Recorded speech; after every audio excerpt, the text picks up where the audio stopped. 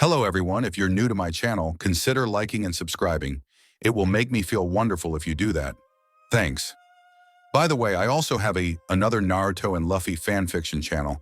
If you are interested, link is in the description. 2 is Company by TheHumilisScriptor. Luffy, in an act of desperation, manages to save Nami from being separated on Sabodi, and now the Navigator joins him for adventures on Amazon Lily and beyond. Impel Down, Marineford, none are ready for this company of two.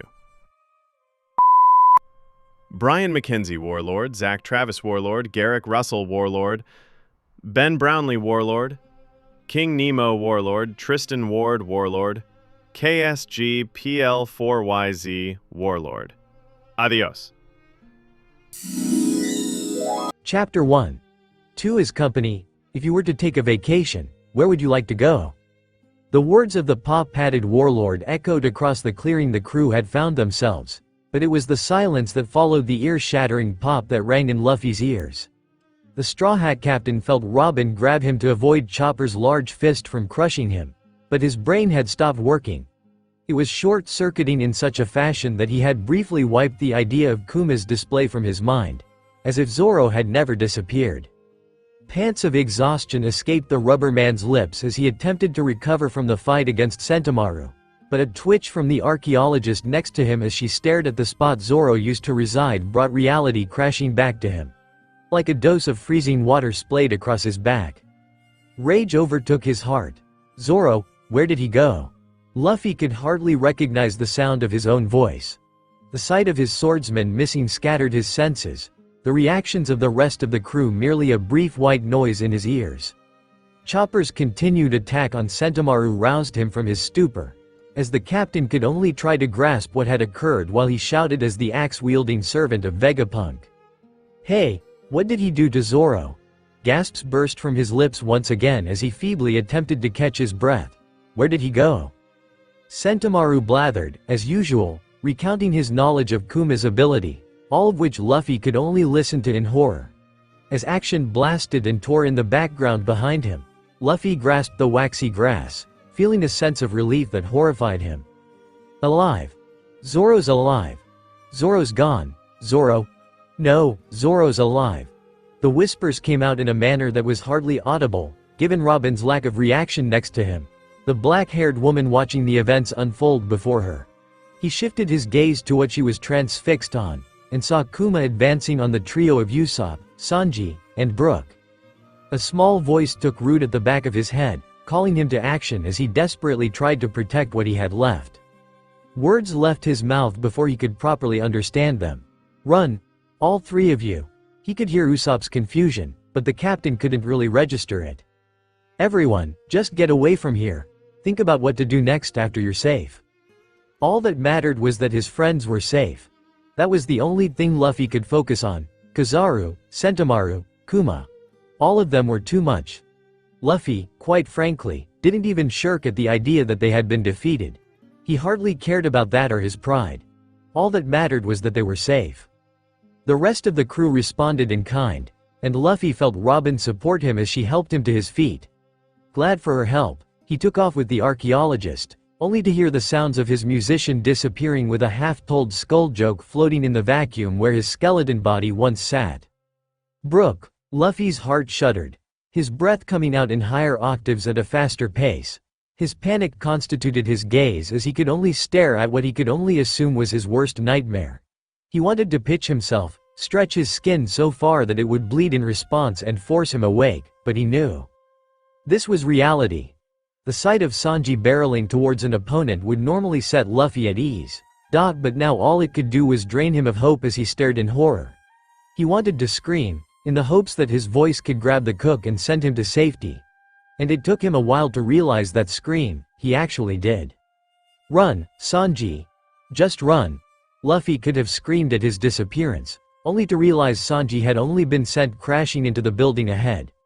Relief flooded the captain's system as he fell to his knees, with the energy sapped from his form, only for it to be dashed away by the nightmare that simply would not stop. He watched Usopp disappear before he could even comprehend what was happening. This couldn't be happening. Tears were falling from his eyes now, and for the first time in his 17 years of existence, Luffy felt his resolve just disappear, fall, and fade away like that of a common coward, his body shaking at the sight of his worst fears. Sanji disappearing was like a klaxon in his head, and Luffy's brain physically struggled to grasp what it was actually observing.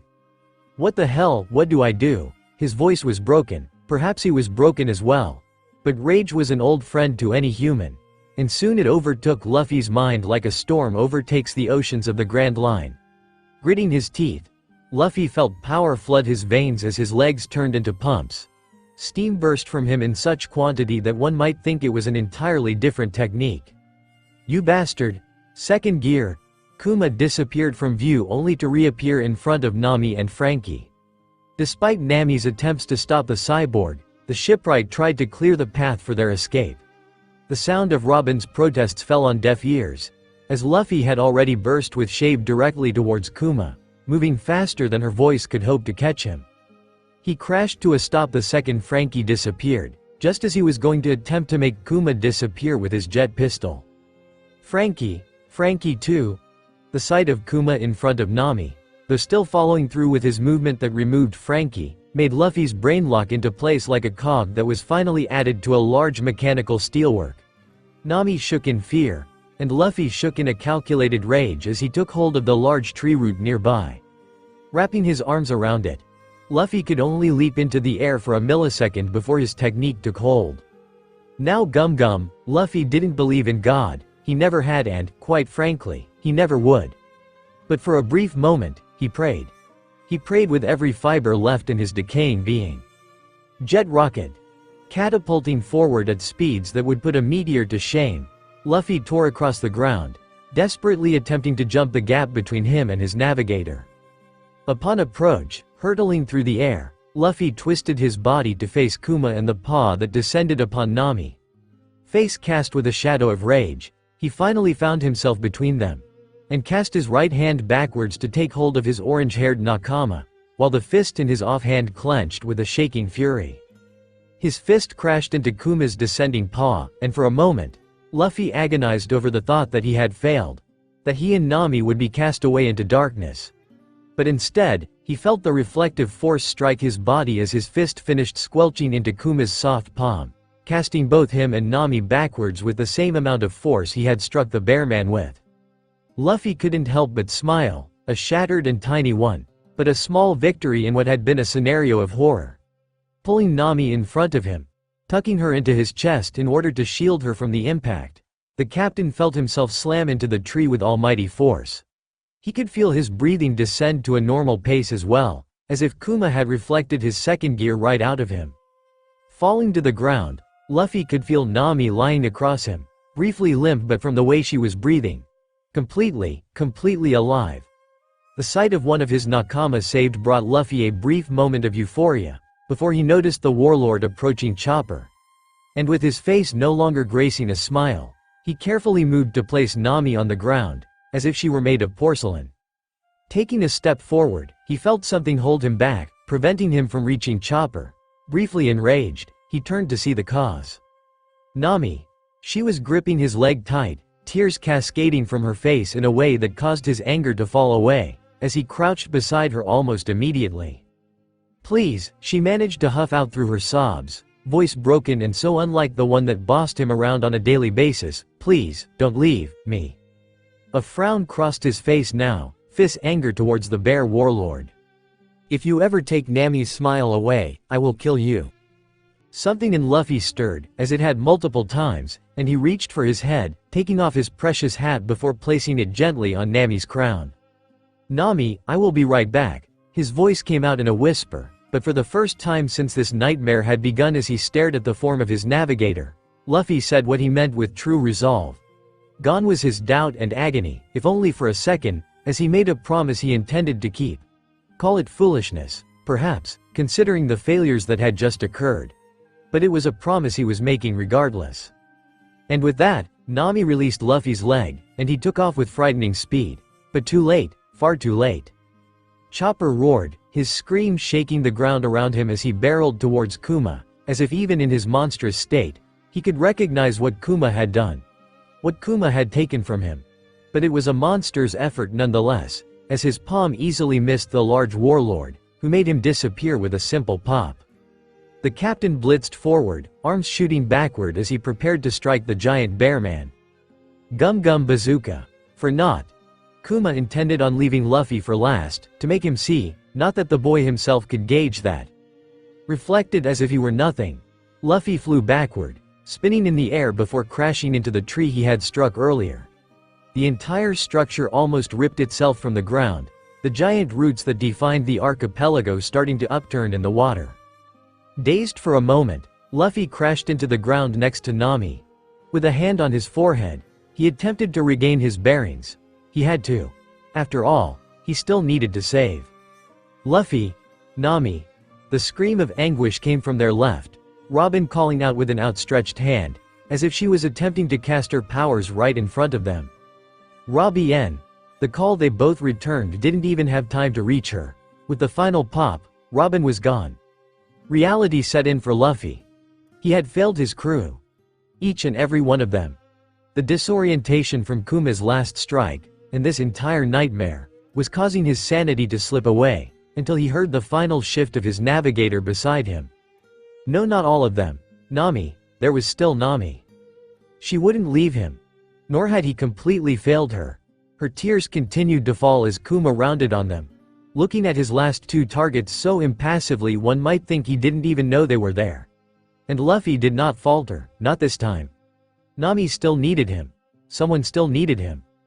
Holding his nakama close, a glare transformed its way to his face as he stared up at the approaching warlord, whose shadow began to cast itself over the last two members of the Straw Hat Pirates at an agonizingly slow speed.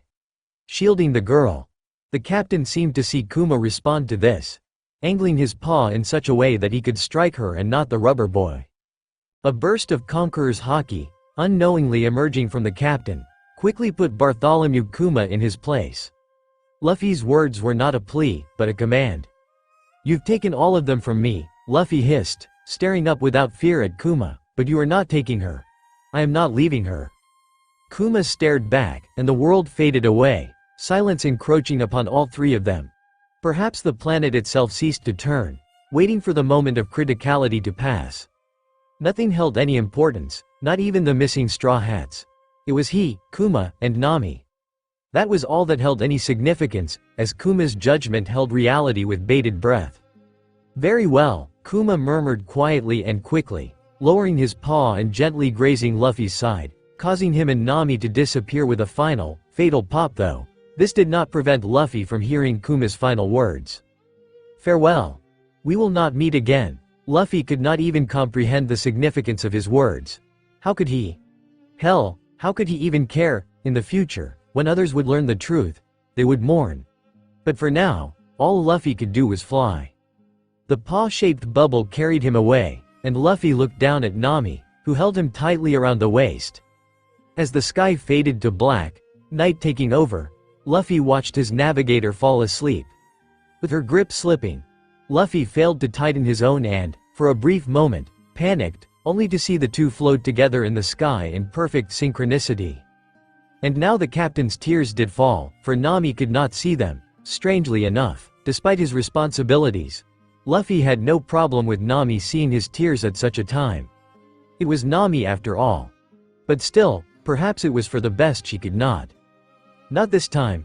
His tears and wails were soft, draining him of his energy and coaxing him into a deep yet troubled sleep, with no idea of the horrors to come. All Kuma could do was stare at the sky where the two had gone. Kizaru and Rayleigh long since departed, leaving Kuma once again on his own. Defying fate again, the warlord muttered. Eyes blank as the sky sang back to him for perhaps one of the last times, "He is no son but yours." And so, the sun set on Sabodi. It was a moment that felt timeless, as bubbles climbed high and soared, only to be popped by the wind for reaching too far, like Icarus of old. An oncoming storm loomed on the horizon, despite the beauty and forecast of the red sun over paradise. Leaves cast aside by growing winds. Winds which crawled towards the red line, guided by the stars themselves. Kuma would miss these sights, but perhaps not forever. For what is lost, can never be broken. Chapter 2. Please enjoy your crash landing. Calm Belt Islands were relatively rare, especially inhabited ones. That was not to say that it wasn't a known and documented phenomenon.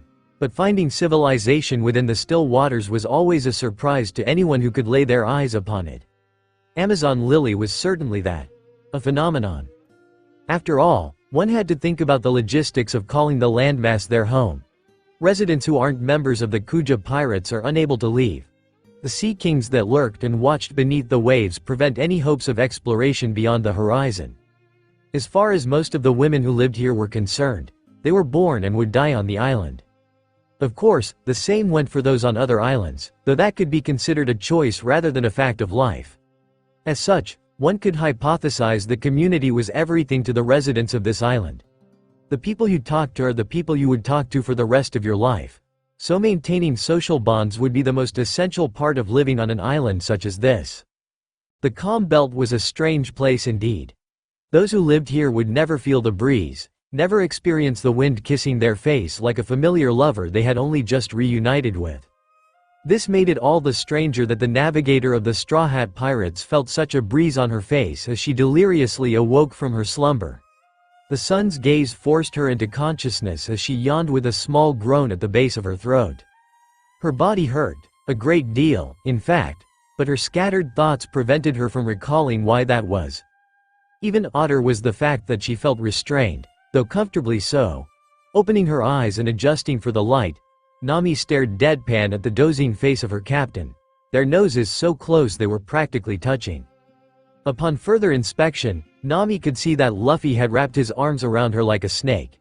And despite the blush that was worming its way to her cheeks subconsciously, the navigator felt annoyance take hold of her person in a manner so familiar to her, as her fist rose out of the restraints after a brief struggle. A deep breath, a twitching of an eyebrow, then the clenching of a fist. "Would you let me go, you idiot?" Nami's yell was loud enough to frighten the fauna around her, though it didn't seem loud enough to wake Luffy up.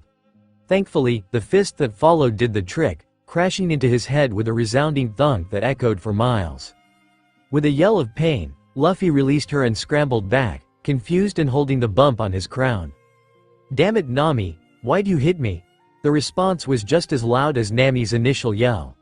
For a moment, the island itself seemed to twitch in fear at the infamous shouting matches the two crewmates often found themselves in.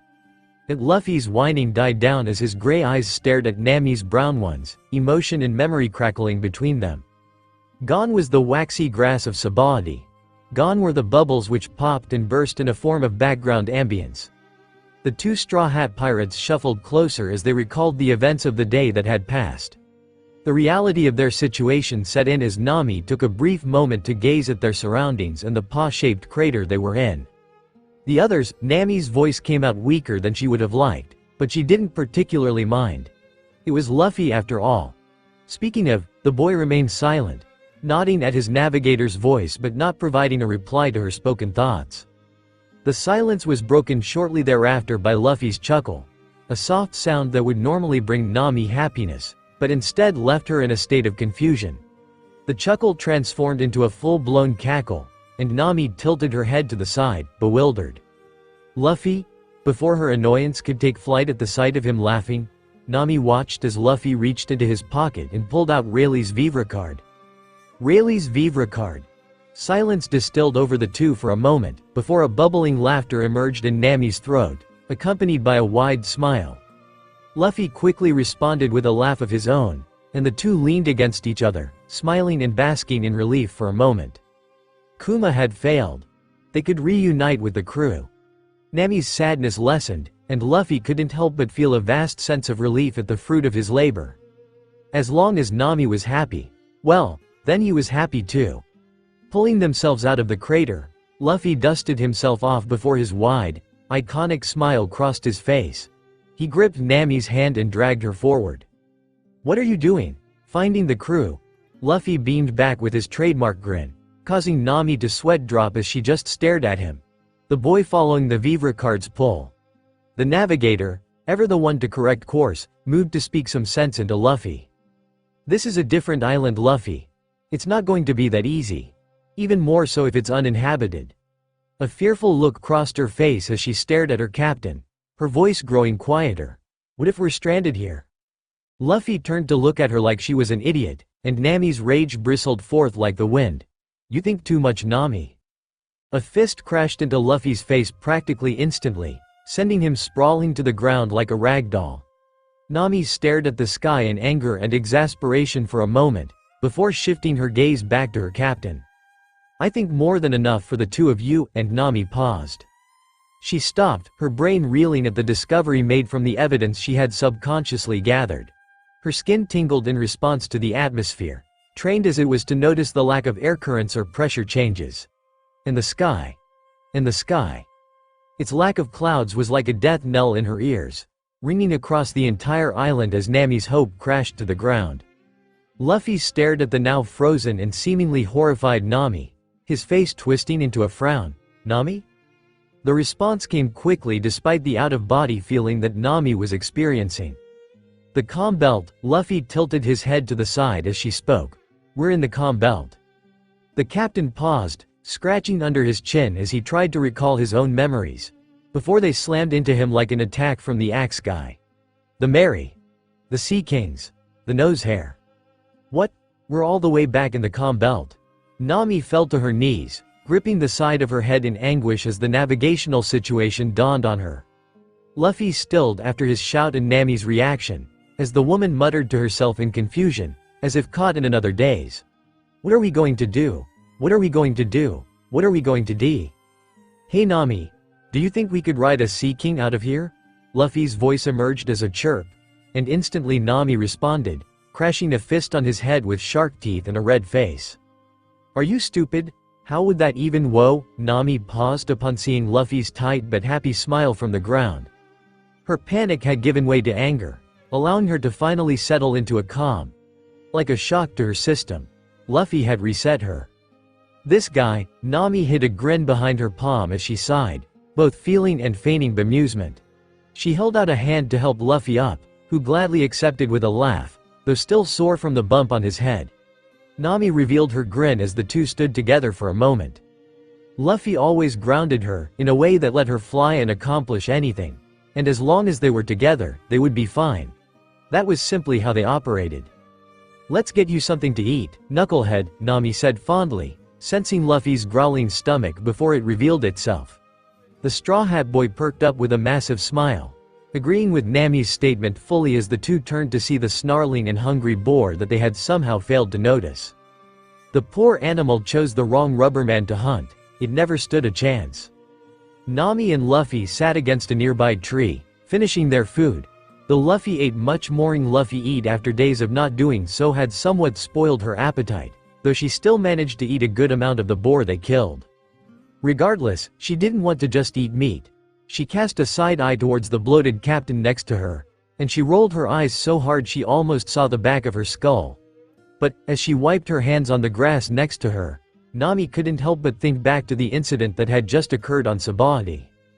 She had been so close to asking Luffy for help, reaching out her hand and calling for him as she always did.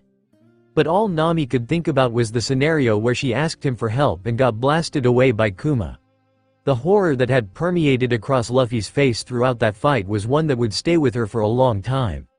The anguish in his eyes was so clear to her in these moments that it became all she could think about. Her brow furrowed as Luffy settled into his spot to rest, and all Nami could do was stare at him guiltily, though she hadn't done anything to warrant the feeling. Though on further thought, the navigator knew that wasn't the truth. She had plenty to feel guilty about. She hadn't been strong enough. Nowhere near enough. She had failed Luffy and in a moment of weakness, felt the need to ask him for help despite the situation around them being without hope. What would have happened if Luffy hadn't saved her? She would have forced him to reconcile with the fact he could not grab her, not reach her in time. How could she do that to him? A long time ago, far away in the East Blue, Nami and Luffy had shared a late conversation, one of many, but more heated than most, after the town of the beginning and end, Logia Town, where Luffy had nearly been executed by Buggy, of all people, and Nami had lambasted him for his carelessness, forcing him to realize he was responsible for each and every one of their dreams. Without him, they would all go home. Without him, they were nothing, or rather, he was everything. And yet, here she was, a failure. for Nami had responsibility for Luffy's dream as well, because she needed to take him to the One Piece. And she had jeopardized that completely in her weakness, hypocrite that she was. Anger filled her heart, a self-hatred that rang true in her soul as she gazed at Luffy with a heartfelt expression of anguish. In that moment, Nami began to come to a conclusion, one that would take root in the coming days and become so ironclad it couldn't be shaken. Never again, as Luffy stirred, his stomach shrinking to normal size, much to Nami's disgust and amazement. The navigator snapped out of her daze. She rested her hand on the ground and brushed against a bed of mushrooms. A sight she was glad to see. Again, meat was great, but it really needed to be complemented by other food items. The bed of mushrooms took on many bizarre colors and shapes, which threw Nami into a state of caution. Meanwhile, Luffy peered over her head, his chin nearly resting on top of her crown. "Whoa, mushrooms!" the captain blurted out with a massive grin, tilting his head in thought. After a moment, his face morphed into one of pleasant surprise. "Oh hey, Nami, these are laughing mushrooms." Nami turned to him with a deadpan expression, raising a brow in clear disbelief. "Luffy, there's no such thing as laughing mushrooms." Luffy's rapid nod in response could not have come more quickly, however. "Nah, these used to grow on Dawn Island where I grew up." She hummed to herself for a moment, as Luffy took the mushroom into his hand and threw it into his mouth, causing a burst of laughter to emerge from his maw as he clapped his hands together. Nami, however, could only think about Luffy's words regarding his past. She realized that she, and even more so, the rest of the crew, didn't really know much about Luffy's past. She knew about Garp and Shanks, but apart from that, there was nothing. Upon further thought, she realized she wasn't satisfied with that. She wanted to know more about her captain and what must have been a wild and miraculous childhood. But those were questions for later. Luffy continued to attack the bed of mushrooms, different ones eliciting different emotions. This one, "Oh, now I'm angry, damn you bear guy." "Oh, what about that? Oh, now I'm all sad, sanji, foodie." Nami felt a migraine building from Luffy's shenanigans and stood quickly, brushing off the dirt that had accumulated on her shorts. This was going to take a while, given his level of fascination. She reached for her clean attack to smack him on the head, but her hand brushed against nothing. "Shit. Luffy, I left my clean attack back at the crater. I'm going to quickly pop back and get it." In response, the captain let a worried look cross his features as he twisted to look at the woman standing behind him in a way only a person made of rubber could. "Want me to come with?" Nami shook her head. "We're just a little farther than a stone's throw away. Though, given how long it took you to chase the warthog, not as close as before." Her teasing tone made him frown petulantly, though Nami knew he was playing it up for both of their amusements. No fair, he was super fast. Just before Nami could walk off with a snort, Luffy's hat glided through the air and landed gently in her hands, stirring something indescribable in her stomach. Luffy could only grin at her with that damn grin of his. For good luck. Nami shook her head with a fond smile before heading back to the crater, the sounds of Luffy eating more mushrooms fading through the tree line. After a short time, Nami reached the clearing, the intimidating paw-shaped crater at its center. The ground, broken and scarred from their landing, shifted unsteadily under her feet, forcing her to shuffle cautiously to the bottom of the hole. And there Nami spied her clean attack, allowing her to breathe a sigh of relief that she did not realize she had been holding. With a fluid motion, the device assembled into the full staff as Nami flipped it up with a light movement of her foot and spun it with a deft grip. She inspected the weapon, trying to make sure Usopp's brilliant handiwork was still functional. The thought of the sniper gave Nami pause for a moment, the Vivre card in her pocket feeling far heavier. She put those thoughts out of her mind and inspected the shaft of the weapon. Through the exit hole of the cold air element, she could see dust littering the dials that powered its upgrades. This wouldn't be an easy fix, but Nami wasn't too worried. She could only chuckle at that thought, seemingly adopting a Luffy-like attitude in his brief absence. "Hurry, I can see the smoke, it's right over there."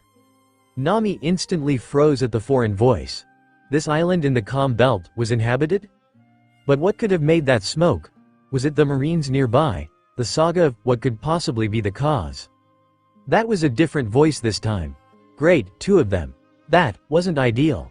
And what the hell was that about the Marines? Margaret, I'm not sure the smoke came from this direction. We may need to turn back. 3 of them? Nami could have fallen to her knees in worry. Brilliant, this was just brilliant. I'm positive, Aphalandra. Though Sweet Pea is right, it could be the Marines. Be on guard. The saga of friend or foe, okay. Maybe this is the right way. Let's get ready to execute the intruder on behalf of the Snake Princess. Okay, now Nami fell to her knees. These people were definitely hostile and sounded way too happy about performing executions. This would be a brilliant time for Luffy to show up and saw. Never again, Nami growled to herself, conflicted by her emotions. She couldn't always rely on Luffy, but these guys could kill her. What the hell was she supposed to do? And who was this Snake Princess? And how were they living in the calm belt? Too many questions. Look, there's a crater in that clearing over there, let's check it out. Too little time. Nami desperately shook the sections of her Klima tact, even breathing it due to a game cartridge. More dirt dislodged from the dials, but not enough to satisfy the navigator. It wasn't long before she was muttering to herself in a panic, shaking the pieces more desperately. Come on, come on. Margaret burst through the tree line, skidding across the ground to find herself right next to the edge of the crater. She stared at it with narrow eyes, its shape suspicious enough to warrant the drawing of her bow. Her 2 comrades were not far behind, bursting through the tree line with staffs and spears drawn, twisting in the air to engage what they thought was a threat Margaret had found. However, nothing.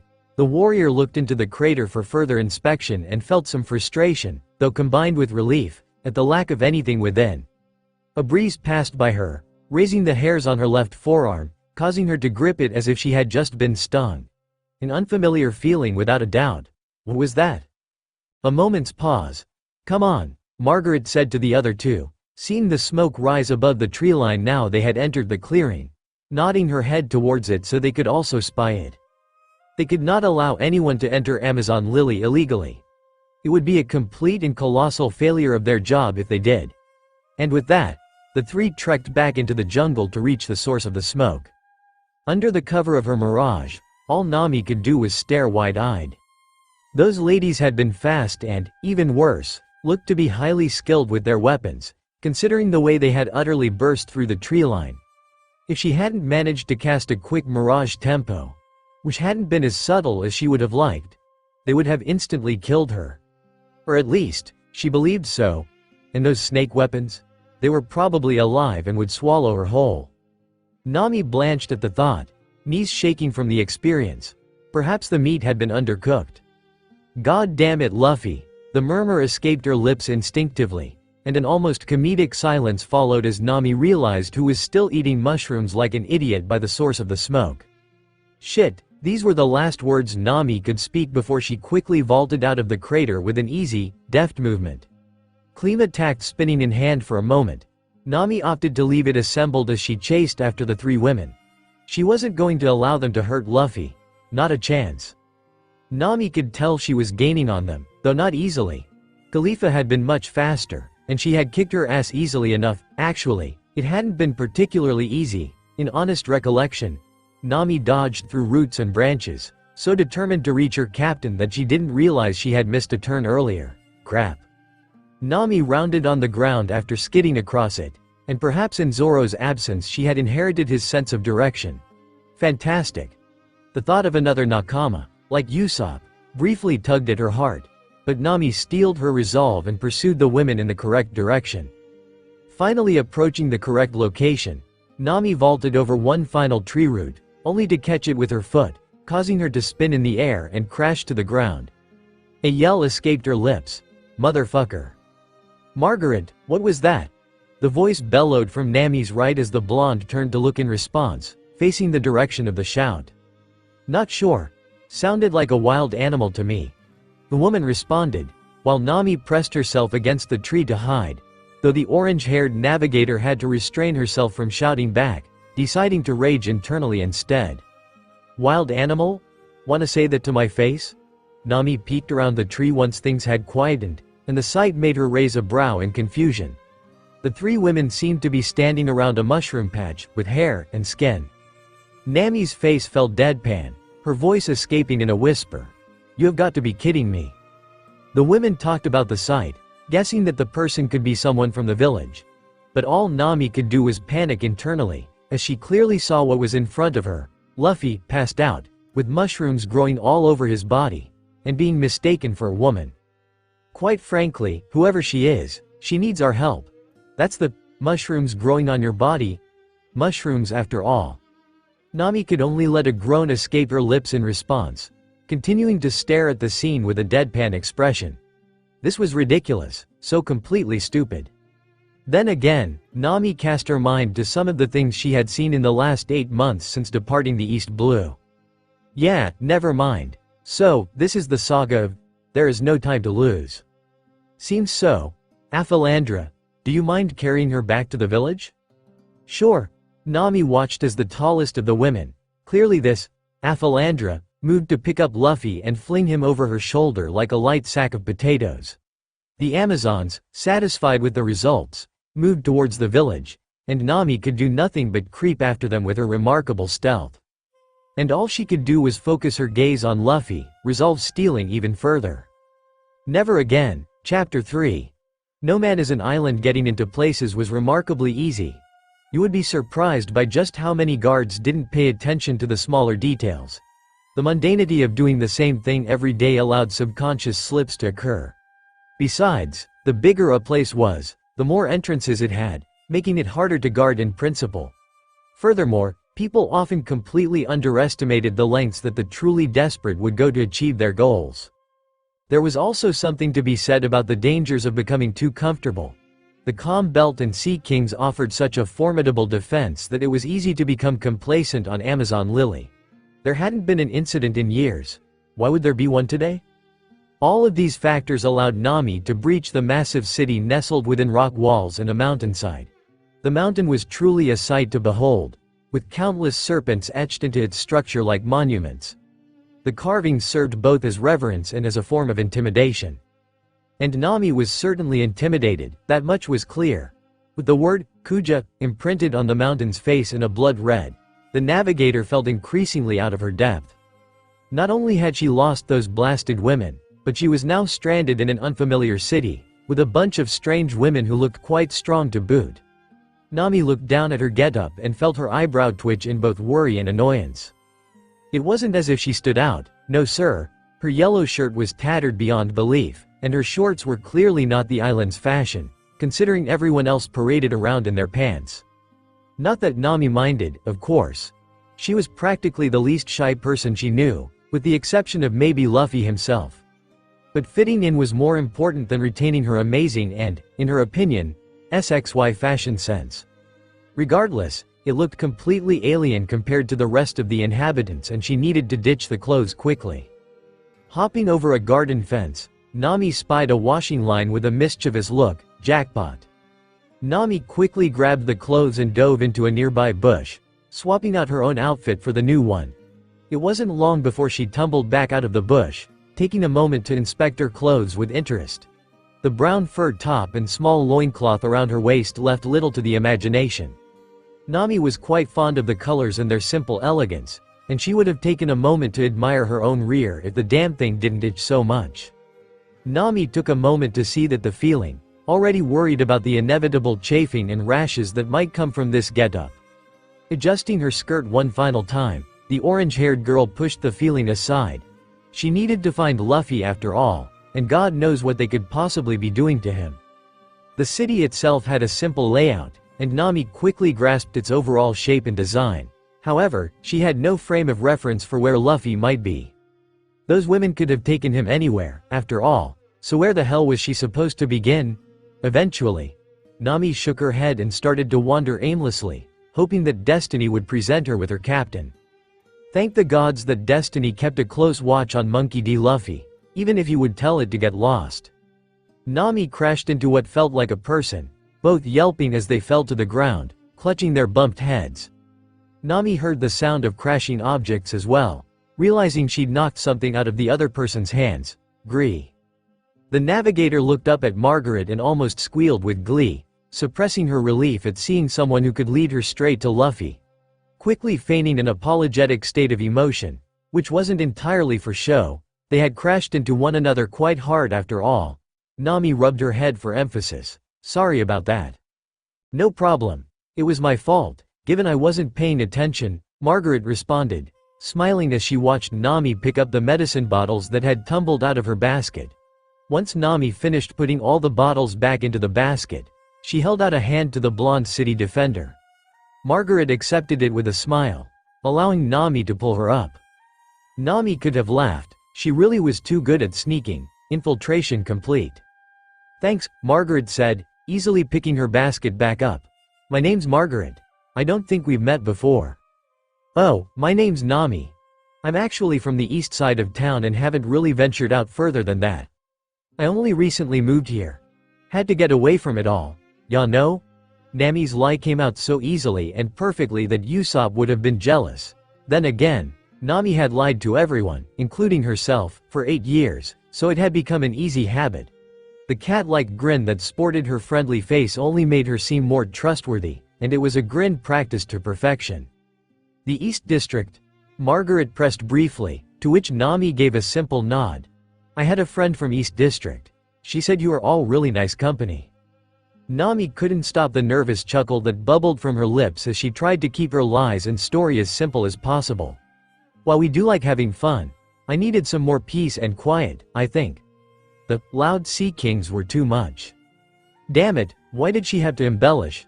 Though, from the look on Margaret's happy face, the lie she'd spun hadn't been noticed. Understandable, they have been so loud lately. It may be the marine ships that keep venturing further and further into the calm belt, disturbing the territory? That 3-kilometer radius isn't enough if you ask me. Ya know, I was just saying that to a friend of mine yesterday. What a coincidence, Nami's guile was a sight to behold.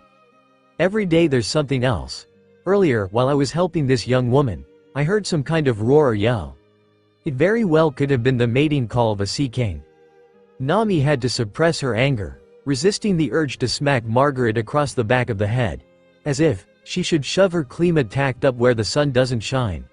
Taking a small breath, the navigator seized the opportunity that had just presented itself. A young woman, you say? Is that what all this medicine is for? Is she okay?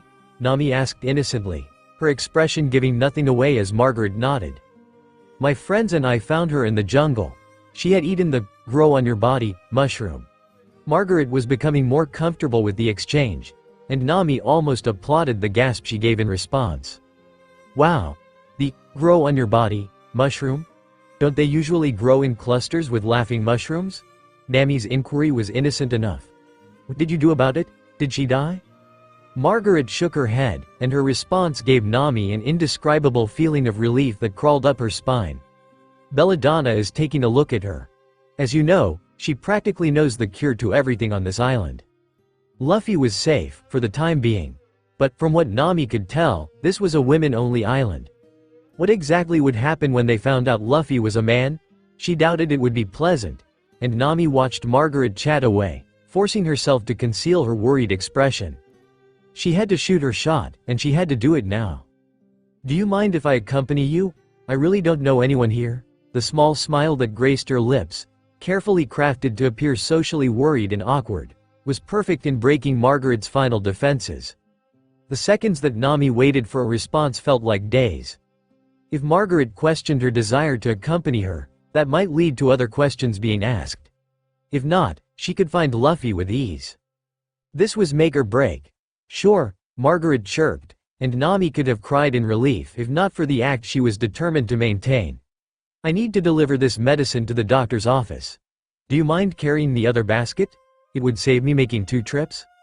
Margaret quickly gestured to the second basket, and Nami nodded, picking it helped her blend in further. The physically weakest on the crew Nami may be, but she was an experienced sailor and a straw hat pirate.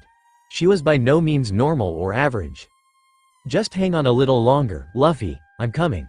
By the way, Nami, Margaret began, prompting Nami to look at her with a curious expression. Nice hat. Blinking for a moment in confusion, Nami realized that Luffy's hat still graced her head. It had become so comfortable that Nami had almost forgotten it was there, but the compliment made her beam. Thanks. It didn't take long for the two to arrive at Luffy's location, and upon getting a proper look, Nami could have groaned in disbelief. The sheer number of women surrounding the building was not helpful to any sort of escape plan, especially with how they were transfixed on whatever was inside, mumbling as they peered in. "Margaret, I see you acquired the medicine, and who is this with you?" "Yes, the saga of, who is your new friend?" Nami peered inside the building as they approached, maintaining as friendly a smile as possible without seeming too eager. The two women who had been with Margaret before, Sweet Pea and Aphilandra, were inside next to the mushroom-infested Luffy, who looked worse than he had before. There was a third woman, her black hair twisted into a ponytail, who was looking at Nami with unkind eyes. She was going to be a problem, wasn't she? The way she stared at the navigator and impatiently awaited an answer made that clear. "Kikyu, this is Nami. She's from the Eastern District." Margaret responded with an easy smile, as casually as if she were recounting the weather, which, in Amazon Lily, was always the same. None, though it seemed Kikyu didn't share Margaret's sentiment, glaring at Nami with an expression that was hostile at best. Nami opted to ignore her, kneeling beside Luffy to unpack the medicine from her basket, while her eyes roamed over him to check if he was okay now that she was up close. Still, she had appearances to keep up. "So, Margaret, where do you want me to put this medicine?" "No need for that, my child." Margaret couldn't respond as a voice cut her off. Nami almost jumped in surprise at the interruption, turning to her left to see another woman standing in the doorway. Her skin was slightly darker than everyone else's, her raven hair framing her pronounced cheekbones in a way that Nami thought she pulled off quite well. Nami assumed this was Belladonna, and her assumption was quickly confirmed. "Belladonna, Nami and I managed to get some medicine to help the patient." Margaret's casual explanation did Nami a great favor, as Belladonna smiled at the two and grabbed the baskets. "That shouldn't be necessary, but your kind thoughts should also do wonders for the patient. Plus, I believe these can be administered as a painkiller, so they should be quite handy." The woman took the baskets into her office, and Nami almost snorted. Painkillers? Those never worked on Luffy, she should know, given the number of times she had administered them to the boy during their adventures in the East Blue. The navigator gave her head a slight shake to stop herself from reminiscing about the days when it was just the two of them and Zoro. Otherwise, she might break her ruse entirely. The good news was, Belladonna had not questioned her presence at all, likely in part due to Margaret. A cat-like smirk nearly graced her features at the thought. "What took you so long to get here, Belladonna?" Kikyu questioned in her usual angry tone, with Sweet Pea following up in a similar line of questioning. Both women clearly felt the witch doctor's tardiness warranted questioning. "Well, it's strange," Belladonna began, emerging from her office with a puzzled expression. "One moment, my clothing was drying on the line outside. The next second, it was gone." Nami felt as if the ground had opened up to swallow her whole. "The saga of those troublesome raccoons." Sweet Pea's voice seemed to be filled with anger, and given the way she had quickly responded, it seems the troublesome raccoons were a recent incident for her. Margaret nodded in response, patting Sweet Pea on the back. "It's true. The raccoons have been stealing a lot of things lately." Margaret cast a sad look in Belladonna's direction, mouth twisting into a small frown. "And I remember buying you that clothing for your birthday." Nami felt the sweat upon the small of her back now and couldn't help but make herself as small as possible. Perhaps a feeble attempt to prevent Margaret from recognizing the clothes she now wore. "Actually, it's all right, Margaret. I found some new clothing outside my home, just past the garden in the bushes," Belladonna said with a wide smile and hoisted in front of them a very familiar flower-patterned T-shirt, as broken and battered as Nami had left it. "Okay, you know what?" Margaret, Sweet Pea, and Aphilandra gasped in shock at the sight.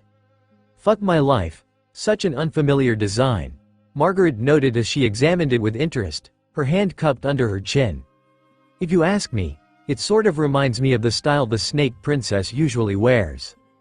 This, obviously, caused the entire group to gasp, even Kikyu. Nami looked at each of them with a deadpan expression, from Margaret all the way to Belladonna, as they gossiped away. "Do you think the Snake Princess may have left it for you to receive?" "It's possible. I did help her with the flu last year after her trip to Rusukaina. Remember, with the defectors incident?" "Wow, that's amazing. The princess herself giving you a gift." The saga of many congratulations to Belladonna. Oh my. You are all too kind. I must also say, congratulations, Belladonna. It is nice to finally see your skills getting recognized, and by the Snake Princess no less.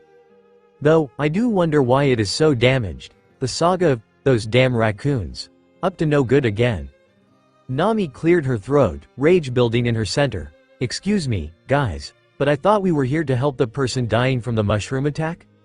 Perhaps she had been a little too harsh, given the way her voice echoed across the room. But in all fairness, the situation was nonsense. Nami liked royalty as much as the next woman. If the next woman was a woman who liked royalty. But there was a time and a place. Kikyu, however, seemed to disagree as she rounded on Nami with her ever-present glare. How dare you? You claim to be a member of the Kuja tribe and you dare to speak such nonsense, placing this nobody above discussions about the princess? The thundering voice startled Nami, and she paled at the sight. They sure did love this snake princess of theirs, considering they were letting Luffy's life hang in the balance just to discuss her. However, the navigator was far more focused on Kikyu's words. The woman had outright confessed that she didn't believe the identity Nami had constructed, and it wouldn't be long before that escalated into something far worse. She needed to be on her guard. Kikyu, she is correct, Belladonna half scolded, perhaps recalling her Hippocratic oath. If secluded, tribal witch doctors even practiced such a thing. This jabber is wasting precious time. The woman pushed through the other Kuja and began to properly examine Luffy. After a few seconds of soft humming, Belladonna reached forward with a delicate hand and plucked a single mushroom from Luffy's chest. Though, the boy remained unaffected. A little help, please, the witch doctor drawled, prompting the other women to gather around and pick the rest of the mushrooms off Luffy's body. It didn't take long before the rubber man was completely mushroom-free, allowing Nami to release the breath she had been holding. He's cured, her voice came out softer than she would have liked, but she was sure it could be chalked up to simple relief and concern for life. Well, not quite. That was only half the process, Belladonna interjected, and Nami looked up at her with a half-frown, confused as to what else needed to be done. Please, Nami and the rest of the women took several firm steps back, all wondering what the witch doctor was up to. Belladonna pulled a match from her pocket and struck it against a nearby snake. The stick lit up in a brilliant flame as Nami felt her stomach drop in confusion. What the foo? Nami couldn't finish, as the match was already floating towards Luffy's unconscious body. In the mere blink of an eye, Luffy was now on fire. The mushrooms seemingly acting as an accelerant, devastatingly so. The boy couldn't help but jump around and scream comically. Luffy! Nami's terrified yell escaped instinctively. Was Belladonna attempting to kill her captain? Did she know who he was? Had her disguise been seen through? Questions raced in her head in rapid fashion. But Nami couldn't help but blurt out the common denominator for all of them. What the hell are you doing? Belladonna merely looked at her with a clinical yet curious expression. If I hadn't set him alight, the mushroom's roots would simply create more mushrooms on his body. They must be forced out through heat and reduced to ash. The other Kuja tribe members nodded in surprise, trying to understand her reasoning for burning an injured civilian alive. Margaret seemed to disagree, at least somewhat. Belladonna, do you not think that was slightly extreme? The woman paused and considered her words for a second before shrugging. Witch doctors got a witch doctor, after all. Nami, meanwhile, tore her gaze back to Luffy in both anger and worry. He was lying down in pain, still unconscious with his mouth open in an expression of agony, now with added burn marks on his body. Her stomach somersaulted several times, his injured state rousing that sense of guilt once again. His bruises and wounds were extensive. Between the Marines, Kizaru, Sentomaru, and Kuma, Luffy had taken a clear and severe beating, all to protect her useless hide. She couldn't protect Luffy, or anyone else for that matter. He had broken down in the face of Kuma's handiwork as well. And once again, that voice whispered to her. Luffy would never sacrifice himself again, not for her weakness. Never again. Kikyu, in her perpetually angry tone, interrupted Nami's fervor with a glare she could feel but couldn't quite see. East Girl. Nami briefly thought she was referring to the East Blue, turning to the Amazonian in an internalized panic. What is a Luffy? Nami couldn't help herself. She paled and properly turned to the woman. What? A Luffy. You practically bellowed the word when Belladonna set the young woman alight. Time seemed to stop with the pin that dropped, as Nami struggled to hold back her panic now. She had to get out of this predicament, now. Nope, she pretended to think. I didn't say that. I believe you did, actually, Nami, I agree with Kikyu, Margaret announced, and Nami held back her scowl. Traitor, I think you did say Luffy. What is that? Nami's nervousness grew as her mind raced with a million thoughts per minute. She reached a feeble conclusion on how to get out of this. It was time for Usopp levels of bullshit. I didn't say Luffy, I said, Lu, KY, yeah, lucky, I said lucky, as in, it's lucky we could get rid of the mushrooms. Nami gulped loudly. It seemed Usopp's competency had rubbed off on her as well. She was dead. So absolutely dead. There was absolutely no way any of these people were stupid enough to believe that. Oh right. I understand, Margaret said with a wide smile, and Nami could have fallen over in shock. If she didn't steady herself, she would have collapsed in disbelief. There was no way that worked. Belladonna's sage-like nod nearly forced Nami into a set of comic tears. The woman looked directly at Kikyu, as if imparting some kind of wisdom that befell her as a medical practitioner. I believe Nami must have gotten her words confused.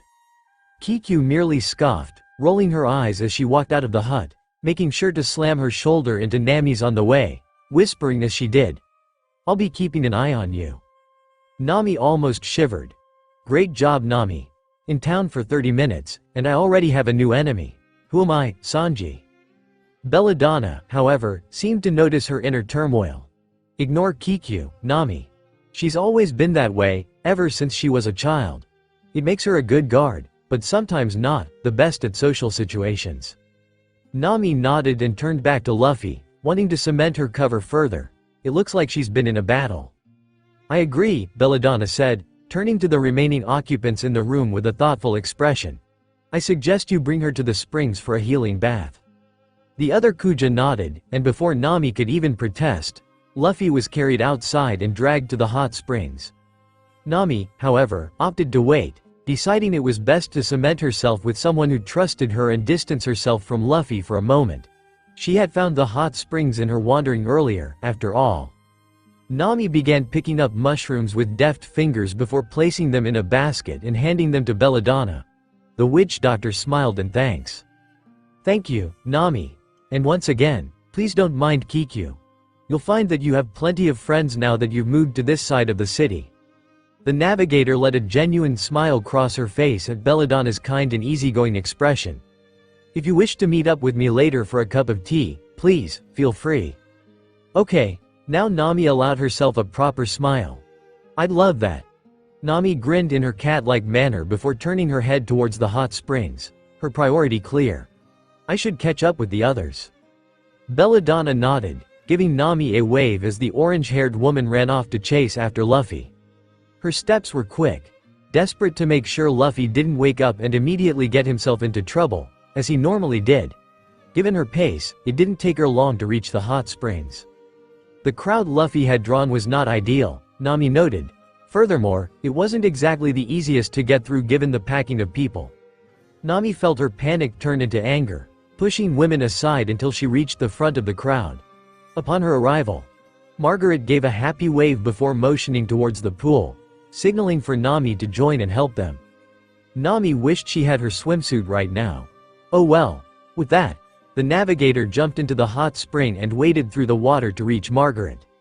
Her clothes felt somewhat uncomfortable, mainly because she wasn't used to wearing tribal clothes such as these. She would be comfortable stripping, but ironically, the women on this island didn't seem to do so.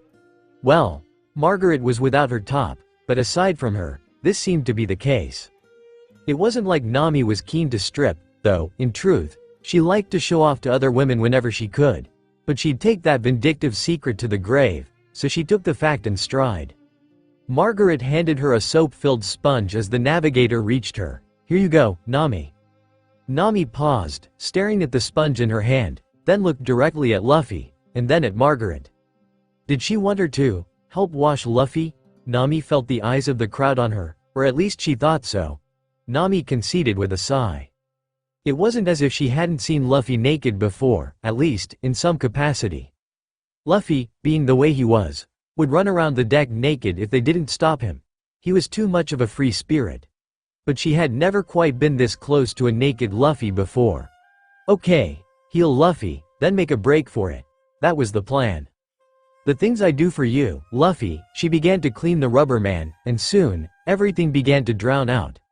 The crowd's anxious whispers faded, and even Sweet Pea and Margaret's chatter was drowned out. The sound of the springs faded away too. All that remained was Luffy, his shallow breathing, and his body. Nami's face managed to turn crimson. Normally, Nami wouldn't feel particularly embarrassed in situations like this. For any other member, simply grit her teeth and get it over with. But with Luffy, something about this felt odd. She couldn't quite put her finger on it, but there was a hesitation in her strokes that wouldn't be there in this situation normally. She had also never seen Luffy like this, floating as he was in the water with his hair spread out, a calm expression on his face. Her fingers curled over the sponge and accidentally brushed against his abs. Now, she properly blushed, something the other women would likely attribute to the heat of the springs. She had never felt Luffy's muscles before, at least like this. Nor had he been naked the previous times. Wait, naked? Nami turned her gaze to her captain's concealed lower half, her eye twitching nervously. Nami was no stranger to male anatomy. She had been around considering her efforts in getting money for Kokoyashi. This really wouldn't cause her much embarrassment normally. A mocking giggle would be all that would emerge. But she could feel her fingers twitching nervously as she just sort of stared. What the hell was wrong with her? Since when was she shy? Nami was never shy. This was a fact. Hey Margaret, Nami, Sweet Pea interrupted her thoughts, though barely. There's still a mushroom on her body. Nami looked at the area of Luffy's body. Sweet Pea was grasping and almost let out a delirious laugh, if not for the fact that the jig was up. If she hadn't been so shy, she would have handled that area herself and avoided this issue altogether. Damn you, Luffy. Margaret blew the bubbles away from the area to get a closer look. Nami coughed with a sheepish expression, forcing herself to look the other way. Now she was shy and trying to respect Luffy's privacy. God damn it. Was this punishment for the happiness punch back in Alabasta? Her heart started pounding harder now, as if desperately trying to play her ribcage like a xylophone. And then, because of course she did, Sweet Pea tried to pull it. Don't do that, Nami yelled, her face burning with either embarrassment or secondhand embarrassment as she grabbed Sweet Pea's shoulder in a feeble attempt to stop her, only to hear the telltale sound of Luffy's body stretching just out of her line of sight. Her brain proceeded to instantly short-circuit. What? Luffy kid, stretch, down there. But, what? Nami's face burned all shades of red as her brain put two and two together. Nami was no pervert, perhaps a lie, but now she was drawing the same conclusions anyone would upon realizing such a thing. Luffy or not, the implication of the discovery did its magic. Because if Nami was more observant at the moment, she would notice the single trickle of blood that ran out her nostril. Thankfully, Kiku's interruption from the side of the spring saved her reaction from being noticed, and Nami quickly hid her blush below the waterline. Well, if it can't be pulled off, we shall have to burn it off. Nami didn't know whether to faint or laugh. She just sat in the water for a moment, trying to regain her composure. Several footsteps from behind her garnered her attention, providing a much-needed distraction from the situation. Wyatt! Wyatt! Wyatt, do we have here? An old woman emerged from the crowd, stepping through easily, more so that they parted with respect. Elder Nyan. This girl had mushrooms growing from her body, and we can't pull this one off, Margaret explained urgently. The woman, who Nami now knew as Elder Nyan, looked over at Luffy, and instantly, Nami could tell she knew. The jig was up, they were done. The old woman nearly fainted, staggering backwards to the point she almost fell over. Nami wished she could shut her up or make her disappear. But no, she knew what the woman was going to say. This Yon is, a man. Is it Nyot? Nyan shouted as she pointed to Luffy with an accusing finger, as if revealing a twist villain at the end of a children's show. The members of the Kuja tribe blinked and stared blankly at Nyan for a moment before turning their gaze back to Luffy. The silence broke with a loud scream. No, several screams that blended into one, as yells erupted from the entire crowd. A man? What? You can't be serious. I didn't even believe they existed. What is one doing here? Now the panic had spread completely. Hysteria swept over the group as they ran around like headless chickens. Nami didn't even bother pretending to join in. Screw being sneaky. Luffy somehow managed to fail at that even while unconscious. As soon as he woke up, they were making a run for it. Well, Luffy, look what you've got us into now. She sighed, placing a hand on her forehead in exasperation. So much for tea with Belladonna, huh? Chapter 4. You can't catch me, I'm a rubber man. For the first time in years, a man had snuck onto Amazon Lily. The significance of the event could not be understated. The entirety of the island's domestic and foreign policy was fundamentally based on their attitude towards men. The very foundations of the society stood on the principle that men were not allowed. The sheer unmitigated disaster of a man's arrival was bound to shape Amazon Lily's politics and laws for years to come, and all because of one simple rubber idiot. Of course, many recent major global events could be summed up as the sheer unmitigated disaster of Luffy's something. But it seemed the rubber man didn't miss a chance to cause chaos even when unconscious. And that unconscious state was now waning as the boy scratched his head. Gray eyes blinked open with a drowsy disposition, but the first thing Luffy noticed was that he felt quite cold. From the way it felt, he arrived at two simple conclusions. First, he wasn't wearing any pants. Second, he wasn't in bed on the sunny. Now, this was not the first time the captain had come to these conclusions. The crew would never forget the water fountain incident after all. Luffy jerked himself up from the bed to find the source of the draft, only to see a group of women staring at him with owlish expressions. The captain stood up with a tired gait, watching the women in confusion all the same. Silence lingered between the group and the rubber man as neither spoke, just staring. Of course, confused by the situation, Luffy just tilted his head to the left like a puppy. The Kuja women then mimicked him. Luffy blinked. Was he looking into a mirror? The Kuja blinked in response, silence still permeating the area. Taking a closer look, Luffy realized that the women were behind bars, in some kind of cage. That was weird. Why were all these women in a cage? Was it their home or something? It took Luffy a moment to realize that he was actually the one in the cage. Hi. The rubber man blurted out, unable to stop himself. The silence was disturbing him too much. He hated quiet and boring things, after all. You can't talk? The women yelled, staring at Luffy as if he had decided to spontaneously combust then and there. An annoyance stirred in Luffy's stomach as he grit his teeth. I am not in it. Another moment of pause passed between the women before they all began whispering to each other in complete fascination. Well, it was more of an attempt at a whisper. They were all quite loud, in fact. Luffy couldn't help but feel confused. What was the big deal? This is amazing. Men can talk. I never knew such a thing was even possible. We should ask him who he is, guys? Luffy tried to gain their attention, his brain racking itself as he tried to figure out what could possibly be going on. He doesn't seem to have breasts. Is anyone else wondering what those things are between his legs? He has quite long hair for a man. I must say, guys, could someone tell me why? Luffy tried to press the issue again. These women sure were strange, and before he could continue, they had cut him off once again. This man is quite strange, don't you agree? I think he's trying to say something. The saga of, let us hear what he has to say. Luffy's patience, a trait he wasn't particularly known for, had reached its limit. Does anyone know where my clothes are? The Amazonians watched Luffy in confusion for the briefest moment before a blonde woman near the front of the crowd stepped forward, nearly pressing herself against the bars as she held a small bundle of fabric. I have some here for you, if you want them, Margaret said, pointing towards Luffy's nether region with an excited yet cautious movement of her finger. But in exchange for these clothes, could you tell us what's in that bag-like thing hanging between your legs? Luffy tilted his head in confusion. Bag thing? What were they talking about? He looked in the direction of her finger and his eyes widened owlishly in realization. My balls. He frowned, genuinely confused, wondering what the deal was with these women. They all quickly bombarded him with further questions, but Luffy cut them off. "You don't know what these are? They're my family jewels." All the women stared at Luffy's private parts in confusion, their breaths bated as they wondered what he could possibly be talking about. Margaret was the only one who managed to find her voice. "What do you mean, family jewels? Isn't that obvious? They're balls made of gold?" "Balls of gold?"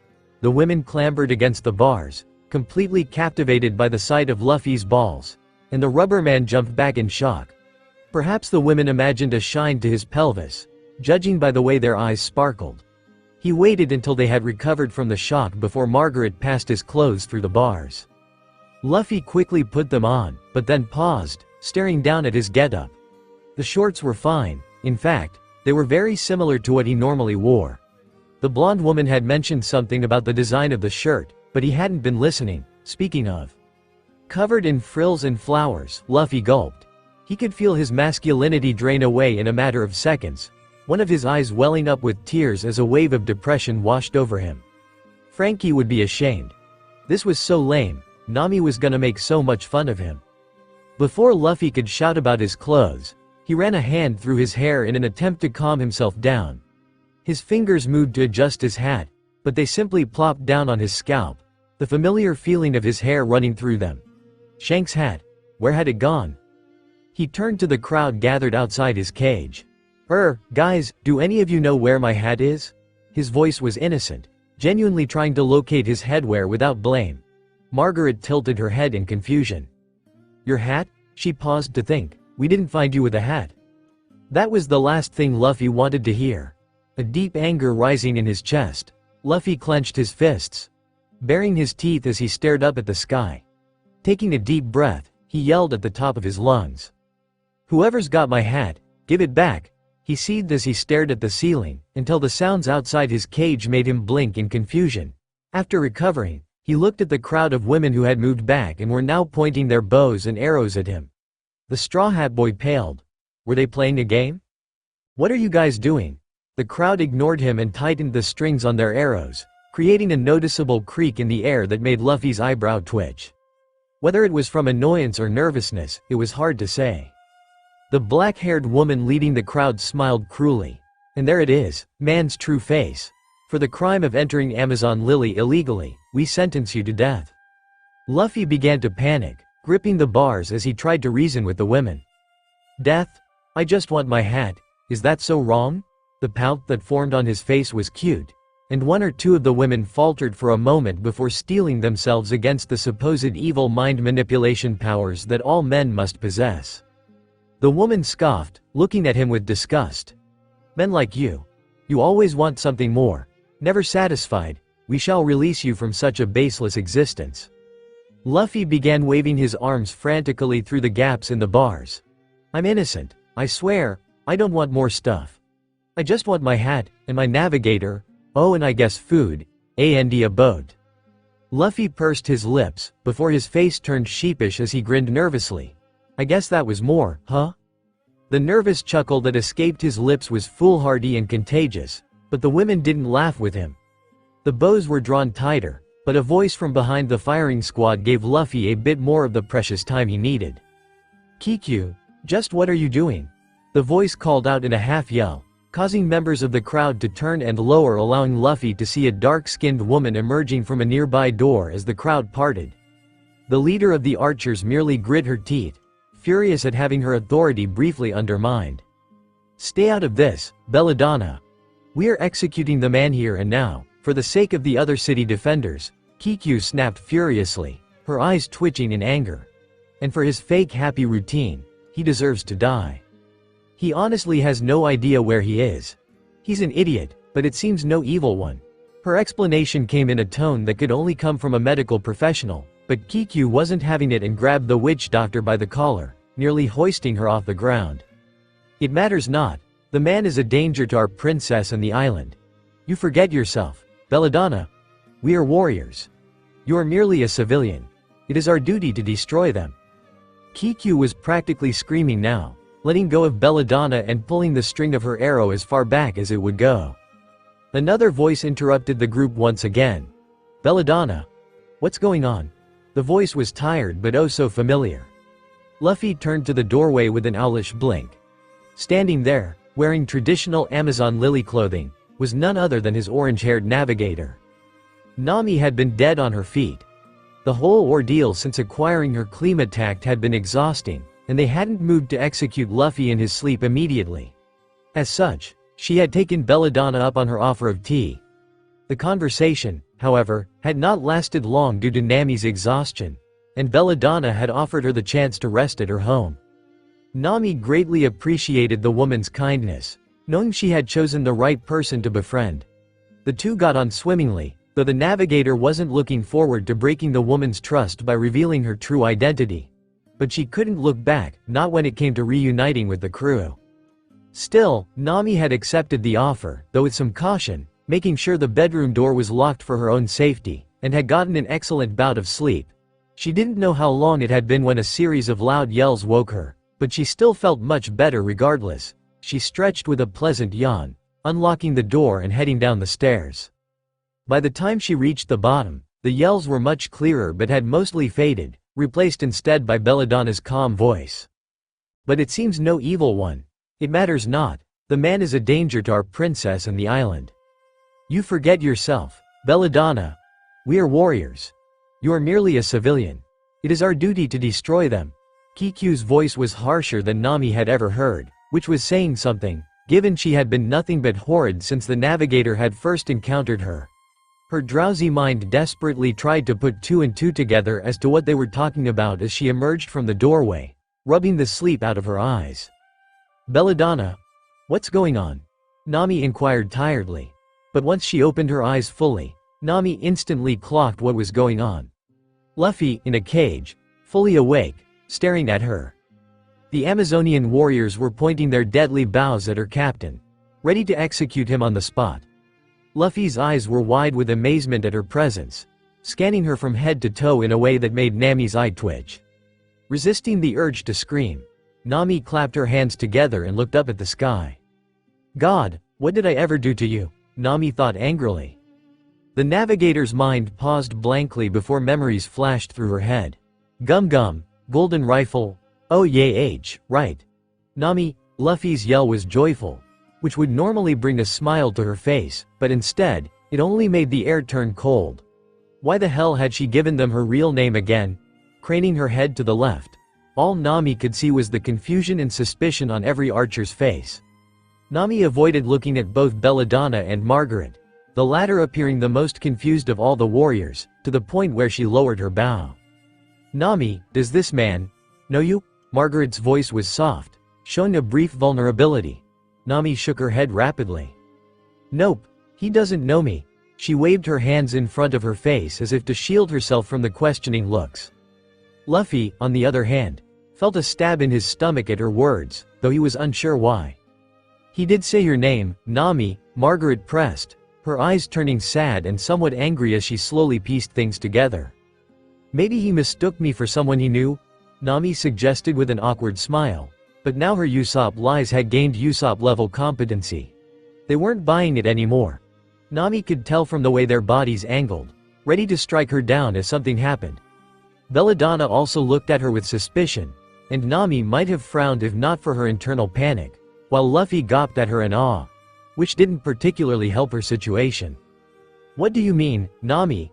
I remember who you are. You should remember me, right?" Luffy's pout would have been adorable if not for the fact that he was literally sentencing his friend to death with every word, making it look quite sinister instead. In a matter of moments, realization dawned on Luffy's face. "Oh, I get it now," he said, slamming his fist into his palm as if he were some kind of genius. "You must have eaten a forget mushroom. This is like that one kid with the horn. Remember, Nami?" A pause. "Actually, you wouldn't remember, would you? Well, I will help you get your memories back."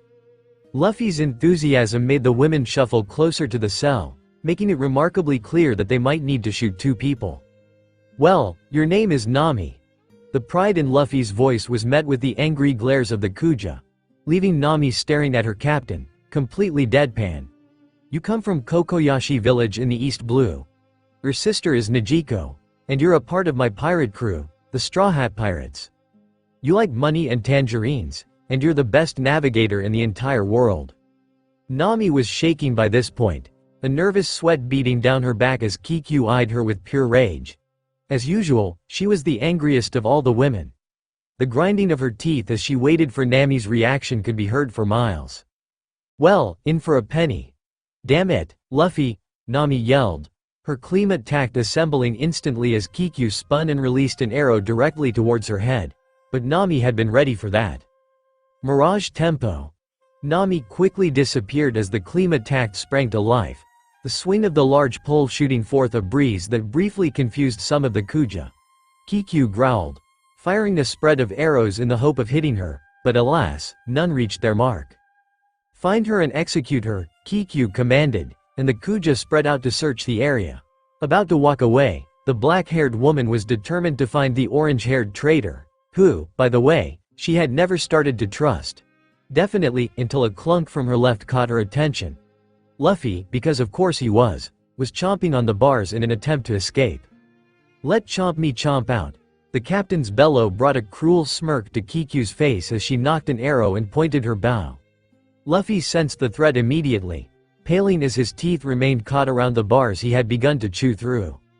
"Goodbye, man," Kiku said sadistically, drawing the arrow and preparing to loose it at the intruder's throat. Her observation haki chose this moment to warn her. Though Kiku was confused about what she was sensing, what was? Thunderbolt tempo. The lightning struck down with a massive crack, causing every Amazonian to turn towards the sound in fright, having never heard anything like it in their lives. When they turned, they saw Kiku standing amidst a scorch mark on the ground, her skin blackened and charred. The mighty warrior stood there, twitching every time the remaining static crackled, discharging into the ground. Nami stood on the rooftop, holding her Klemat tact shed the shocked woman's, the tip sparking with yellow electricity. The women panicked as they watched Kiku fall to the ground, unconscious. They had never seen anything like it and could only assume she was dead. "Kiku!" Sweet Pea shouted in rage, and then several women rounded on Nami, including Margaret. The blonde woman jumped and twisted in the air as Belladonna rushed to Kiku's side, then landed on the roof of Luffy's cell with two other Amazonians. The moment they landed, 3 arrows screamed toward Nami, eliciting a yelp from the navigator as she rolled to avoid them, landing on the edge of the roof next to the cage.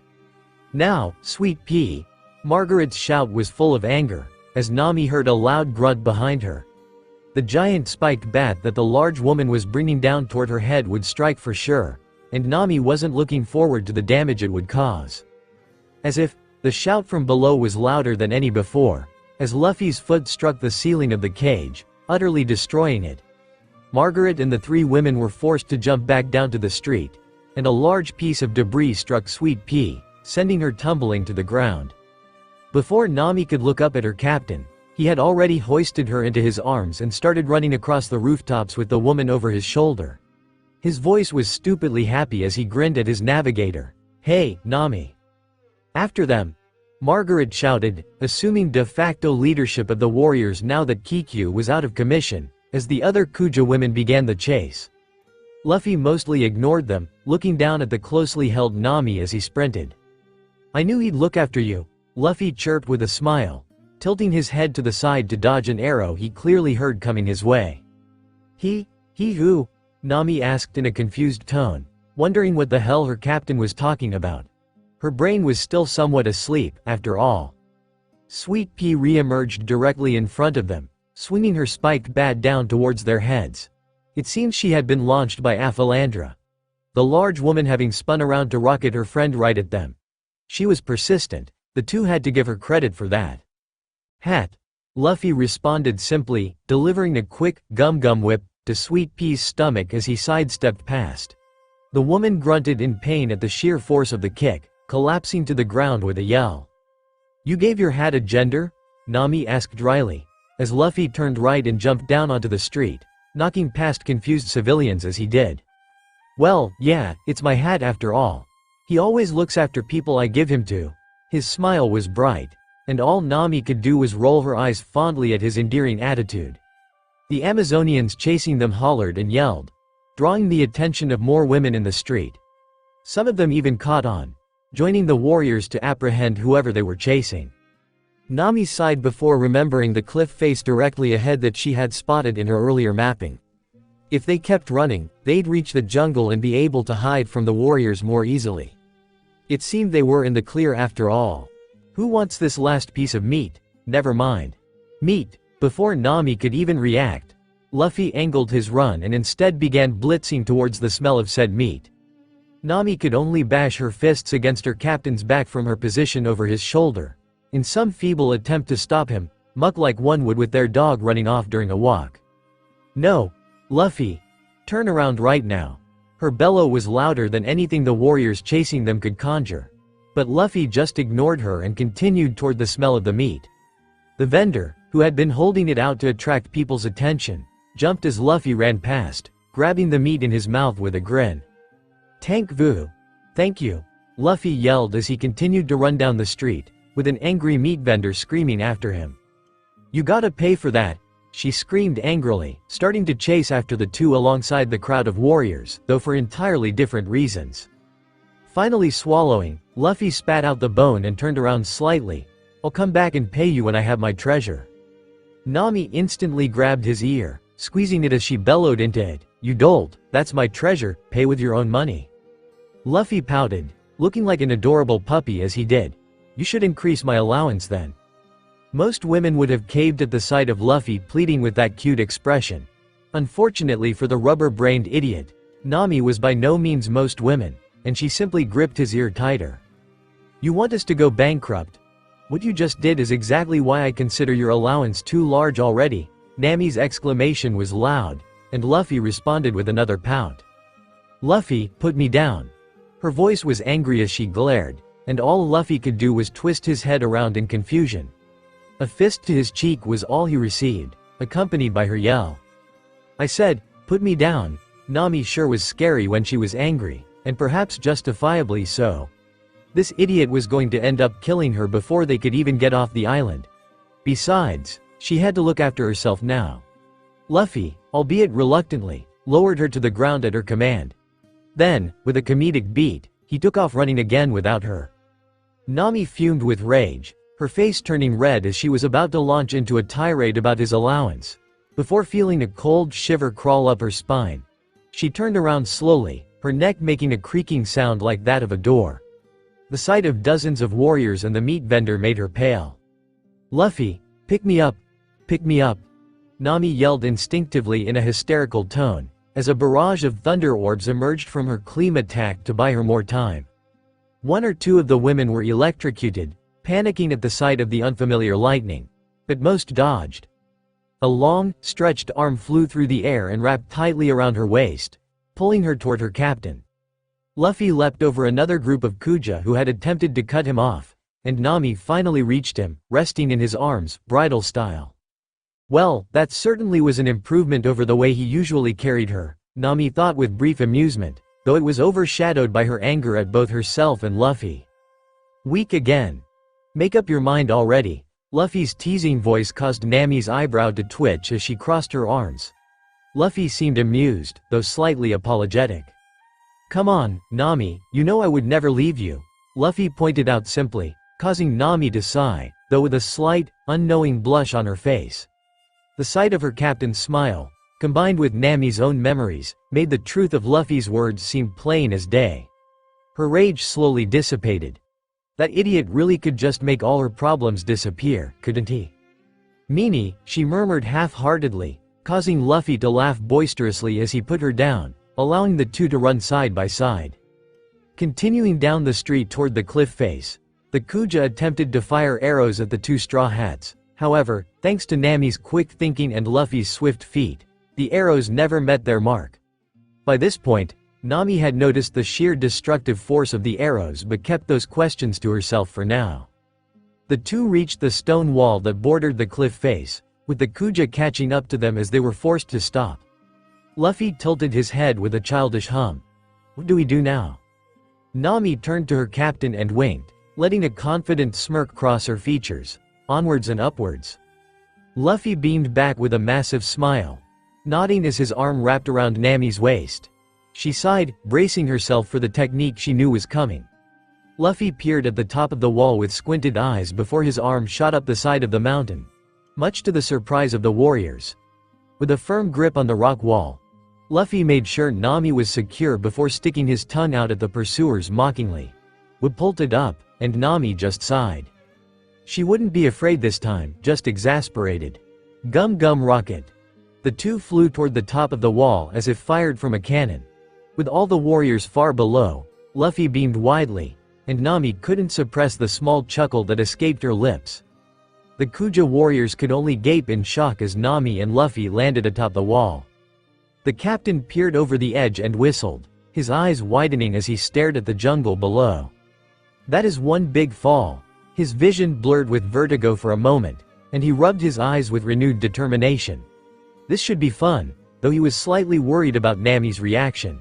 If that's our only way out of this. Oh, there is no way out. The foreign voice caused Luffy's face to fall instantly, but its familiarity steeled his gaze as he turned.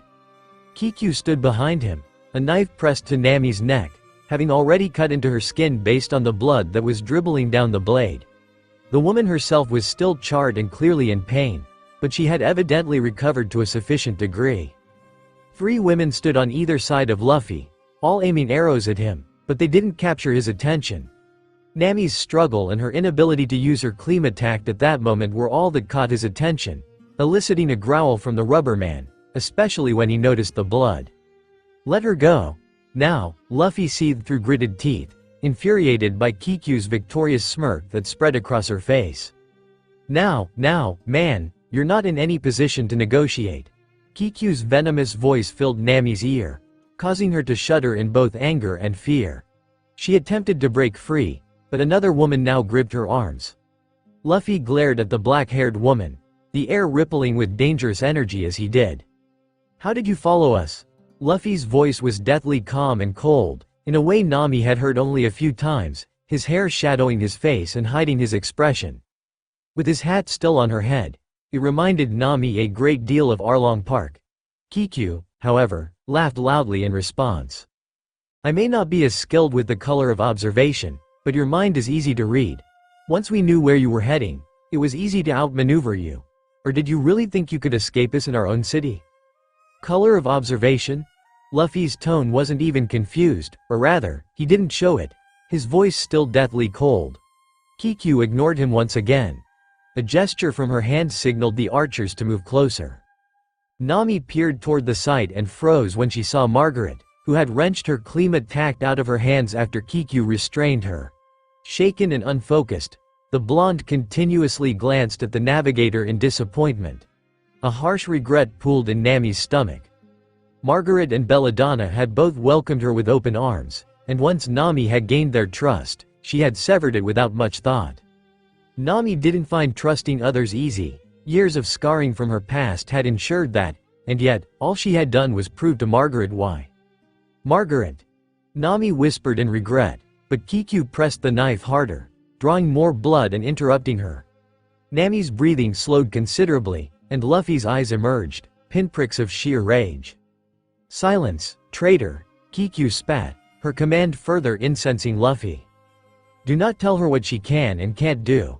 His tone was dangerous now, and Nami frowned at Luffy, feeling both joy at his reaction and concern for the fight about to break out. Always defending her freedom, that idiot. Despite her situation, Nami fought the smile that wanted to spread across her face. Give Nami back. Oh, I don't think so, man, Kikyu retorted with a snort. With a deeper press of the knife, Nami let out a brief gasp of pain. With that, Luffy's fists clenched, and he took a step forward, the archers now taking aim at him with worried yet angered expressions. I'm not asking. Margaret, however, was faster than anyone expected. Fire. The arrows shot toward Luffy from both his left and right, forcing the captain to dodge backward to avoid being skewered. His foot pressed against the ground so he could shoot forwards toward his navigator, only to meet nothing but air as the appendage tumbled off the cliff's edge. Luffy let out a noise of shocked anger, his eyes widening in focus. He stared straight into Nami's eyes, and their souls bared themselves to each other. His body acted before he even realized what was happening, his left arm stretching forward to just reach her. His fingers stretched, trying to grasp her in utter desperation. He had to save her. He couldn't, not her. She was the only person who could be his navigator. The only one he could possibly save. The only person on his mind. Nami! His scream burst from his lips in utter anguish. Desperation his only emotion as he stretched his right arm too. His body tumbling down the cliff and through the air. Seconds felt like hours, and hours like days, until his arms finally grasped something. One hand clasped his hat. The other grabbed something else. Nami, he had caught her. With a hopeful smile, he reeled in both of his rubber arms. The sun blinded him, but he felt a feminine form crash into his chest with utter relief. His right arm wrapped around who he assumed was Nami, and Luffy's heart stilled with happiness. Placing his hat on his head, which he'd grasped with his other hand, he took a deep breath, drawing air into his body. Gum Gum Balloon.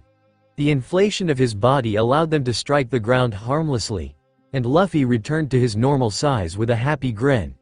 He'd escaped with his navigator. Score 1 for Luffy. You alright, Nami? Luffy asked with a smile. When he received no reply, he sat up, and the sight caused his face to fall instantly. You're not Nami, Kiku was surprised. That was her excuse for failing to capture the man. It was an off day. That strange attack the orange-haired traitor had used on her had messed with her senses and fitness. The man's arms had only managed to take his hat off his navigator's head and grasp an entirely different person. Margaret, Kiku's heart tightened with worry as she harshly pushed the navigator into another warrior, who bound Nami's hands together with a snake. For a moment, Nami said nothing. Her eyes shadowed her face as she bit down on her lip. Then, she looked straight up at Kiku with a glare so harsh that the black-haired woman could have faltered. But Kiku retained her composure, glaring back. So, East Blue Girl, what are we going to do with you? Nami only intensified her glare, and Kiku grinned with vitriol. She turned to the Kuja archers behind her with a quick gesture. You three, search the jungle, find Margaret, and if you see the man. Everyone stared. Kill him on sight. The 3 archers nodded and ran off, while the 2 remaining city defenders turned toward Kiku. The saga of, what should Aphalandra and I do?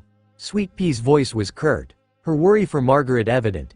Kiku's gaze shifted to the large woman, who was sporting a horrid bruise on her stomach, courtesy of Luffy.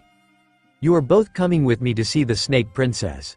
After all, they couldn't keep what had happened under wraps any longer. This woman and her man, they had brought failure to the city defenders. Kiku glared down at Nami, seething. As for you, East Blue Girl, I think the Snake Princess would like to meet you as well. A confident smirk graced Kiku's lips, and Nami glared impassively back, her anger overriding any panic or fear she might feel. Margaret had her claim attacked, and now it was in Luffy's hands. But that also meant there was no hope of her escape. With a final sigh, she turned toward the jungle, worry etched across her features. Luffy, be careful. Margaret stood quickly, her knife flipping into her hands with deft ease as she brandished it forward, a brief flourish accompanying her glare toward Luffy. The raven-haired pirate, however, was lost in his navigator, causing his entire happy and hyperactive behavior to just fade away. Luffy slowly moved to his feet, and Margaret jumped back in surprise. She looked down at her waist and saw that the strange blue pole she had taken was already in the man's hands, being gently cradled for a moment as if made of fine china, before rubbery hands attached the 3 parts it split into to his own waist. When had he? Stay away from me, man, or whatever your name is. Her command was meek, but Luffy ignored it and approached her slowly. The clacking of his sandals sent nervous chills up her spine as she recalled his terrifying expression atop the wall. I need some things answered, Luffy said in a low tone, and Margaret felt weak for reasons she couldn't explain. What the hell was this man doing? The rising energy was clear to Margaret, who could feel the immense haki emerging from him. This man. He was a haki time bomb, and Margaret did not want to be the spark under any circumstances. Fear gripped her heart as she desperately tried to maintain her knife-led stance, but Luffy stopped when he noticed her nervous face. Don't worry, Luffy said in a soft voice, his anger seeming to fade. I just want to find my navigator and leave. I promise I'll never come back after that, but right now, I could really use your help. Realizing that the man's haki had settled somewhat, Margaret decided that her odds of winning were basically zero. With that level of haki, Margaret knew she wouldn't last long in a fight, if at all. Her only choice was to play along and eliminate him when his back was turned. Okay. Ask away. Margaret was curt, her knife still drawn to protect herself if he decided to attack. Instead, Luffy smiled gleefully, snapping his fingers as if he'd just remembered what he wanted to ask. Right. Okay. So, first question, where am I? A moment of silence passed as Margaret just stared at him in confusion. You mean, you don't know where you are? Luffy's nod only confused Margaret further, and he shrugged impassively. The blonde woman's jaw dropped slightly in shock. Well, you're on Amazon Lily, the kingdom of women. The man muttered to himself, as if scientifically calculating some great mystery for a thesis. I see. So that's why there are no guys here? He tugged on his ear, which stretched briefly before snapping back as he let it go. Was this guy an idiot? You just figured that out now? Margaret yelled, and the man let out an innocent laugh that stirred something in her brain. Guess so. Second question, how do you guys normally get to and from this island? We're in the calm belt, right? Margaret could only stare, her mind still reeling from her conclusions. You really don't know where we are, huh? What was going on with this man? She almost burst into laughter, trying to figure out how his brain even functioned with this level of idiocy. Are all men this dumb? Luffy tilted his head before holding up a finger as if to give a scientific lecture. Well, it was a rhetorical question. Rectangle question? Rhetorical. Rectangle, RHE tor ikau. Luffy just tilted his head to the side. Is that some kind of food or something? His eyes lit up eagerly, a hopeful grin spreading across his face. No, his face fell, and Margaret chuckled slightly at his antics, lowering her knife a little. Well, we have methods for getting through the calm belt, mostly through use of giant snakes. But most of us don't leave at all. She pointed out, which caused Luffy to snort. Clearly, the idea of staying on an island wasn't appealing to him at all. Well, I'd better go get some soon then. But first, I need to head back to your village. The bright, cheery tone he used made it sound almost like a threat. What? Why? Margaret shrieked, recalling the amount of haki he'd shown earlier. You got your hat. You got your life. What other reason is there to go back? Luffy simply beamed at her. I need my navigator. I'm pretty much useless without Nami. Margaret's heart briefly ached at the thought of the woman, an image of the brightly smiling, orange-haired girl causing her to frown. She was still highly conflicted when thinking of someone who she regarded as her friend, and yet wasn't a Kuja tribe member at all. Nami had betrayed her, right? While Margaret was lost in thought, Luffy blinked before standing up and getting ready to leave. The moment his back was turned, Margaret saw her opportunity and aimed at Luffy with a shaky arm. All that was left was to cut his throat, and it would be over. As she prepared to strike, Luffy turned around, interrupting her. Had he sensed her? That reminds me, I never asked your name, Luffy beamed, and Margaret could only stare at him in surprise. My name is Margaret, she said quietly, staring at Luffy's trademark smile. Nice to meet ya. My name's Luffy. Margaret just stared at him, baffled, as he gave a happy wave. Well, thanks for the help. See ya. And with that, he ran off into the jungle, leaving Margaret standing with her dagger limply held in her hands. As still as a statue, her mind raced with 100 thoughts. He had trusted her, thanked her, and then left her be. Why had he even left her alive? Why had he done that? The sheer amount of haki he possessed. He could have broken the island in two, so why hadn't he hurt her? Margaret! A voice snapped the blonde from her reverie as it emerged from the tree line. Margaret regained her composure and turned around to see Narine in the next clearing. I'm over here, Narine. At her call, her brown-haired friend emerged from the bush at the edge of the tree line, relief evident on her face as she approached. Margaret! She put away her snake bow, pulling out the notepad she always carried. Are you okay? Where's the man who kidnapped you? Margaret nervously looked down at her feet before pointing a delicate finger toward the river where Luffy had run off. He went to the river. Said something about how he didn't have time for anything and that he needed to get off the island. Narine noted this in her notepad. I see. Well, we'd best head back to the village. The Snake Princess is due any second now. Margaret moved to follow her friend, who had taken off, but paused to look in the direction the straw-hatted man had run. Luffy, are you not as heartlessly evil as we thought? Nami did not like Kikyu. Don't get her wrong. She respected that Kikyu was dedicated to her city and wanted to protect its occupants. Nami understood her position and even agreed with it, but did she have to be such a bitch about it? After personally escorting her through the city with Sweet Pea and Aphilandra, the black-haired woman had done nothing but barrage her with insults and even smack her around a bit. It was all completely unnecessary. Her thoughts turned to Luffy. That idiot had fewer brain cells than a jellyfish, but he was strong and honest. And while, yes, it was some cruel trick that she, the intelligent and sophisticated navigator, had been captured by the people she had fooled while that idiot managed to get free, Nami was mostly content.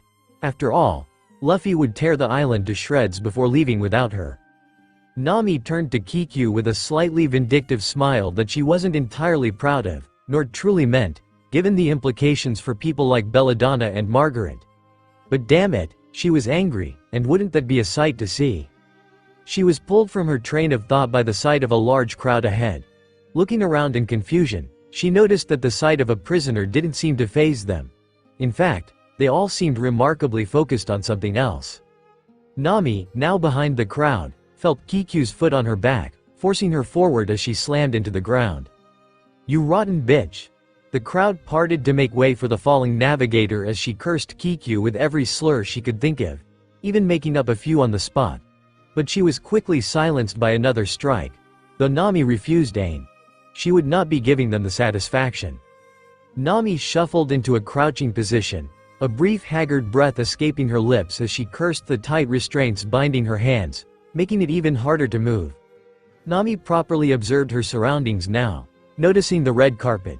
She couldn't help the sarcastic comment that escaped her lips, her tone so neutral that one might think she was still trying to get the Straw Hats away from Kokoyashi village. Wow, all for me, ladies. The kick to her arm nearly sent her spiraling back to the ground, and Nami just grit her teeth. Her mind raced. Why was there a red carpet in the middle of the street? Was it for this princess? A kick to her side, she didn't even know what for this time, elicited a yell of pain from the navigator. That kick had been much worse than the other, striking her with far greater technique and force. The impact sent her tumbling to the side, skidding across the ground before coming to a stop, blood spilling from her lips. Who left this cat in my path? Asked a diva's voice, dripping with arrogance, and Nami shifted her body to get a proper look at the cold-hearted bitch who had just kicked her. Oh, you're not a cat. Who are you? The harsh voice cut through the air, and Nami froze in a mix of fear she couldn't quite place. Why, this woman. Who was she? Tall and slender, with beautiful black hair that rested peacefully down her back, and eyes like sapphires. Her red shirt and snake-patterned skirt barely hid her legs and cleavage. Never mind. Make that slutty cold-hearted bitch. Nami wasn't one to judge normally. Hell, she wasn't one to talk.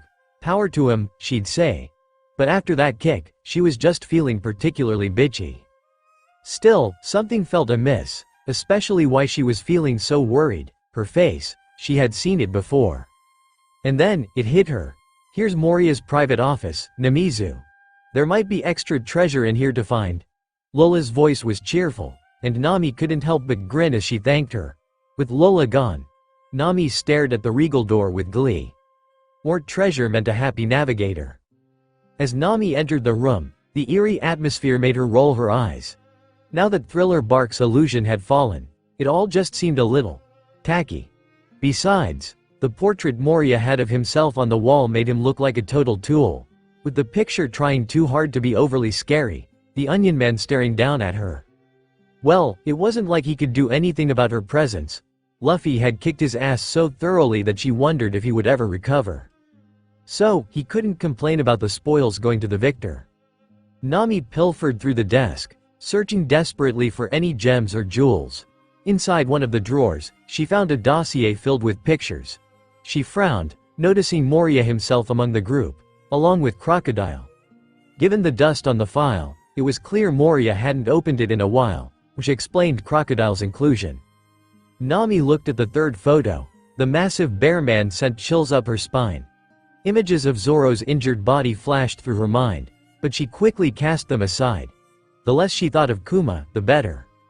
The next was a serious-looking man, a massive sword in his grip, with the photo taken from some distance away. Evidently, acquiring photos of him wasn't easy. Dracul Mahawk.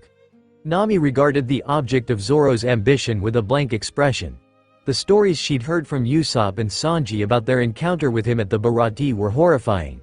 His strength seemed insurmountable. Plus, she remembered the scars Zoro had received. She quickly cast the image down as if it may cut her next. The next was a blonde-haired man with his tongue sticking out, sunglasses on his face, and a sadistic grin. No thank you, no thank you, no thank you. If they ever encounter this guy, Nami could sense it would be too soon. Nami picked up the image of Jinbei and just stared. It was him. She ran a finger across the scar on her shoulder for a moment, fighting the glare threatening to form on her face. With a sigh, the photo was put back in the file. She was happy now, that's all that mattered. Finally, Nami's brow raised at the sheer number of photos of one woman. Beautiful, yes, but the number of photos Moria had of her was disturbing. It must be at least 30. She could have vomited at the thought of what Moria might have done with these photos, and she quickly placed them back in the file as if they were contaminated. She stared at the drawer for a moment. The 7 warlords of the sea. Information was power, and Nami was glad to have seen these pho. The gleam of jewels and diamonds quickly interrupted her thoughts, and the navigator dove towards them with a squeal, like a feral animal. Nami held her breath, staring at the warlord in front of her. What kind of star was Luffy born under? She couldn't tell if it was the best or the worst. They had landed on the island of one of the 7 warlords. We really are warlord magnets, Nami thought as the woman approached her, aren't we?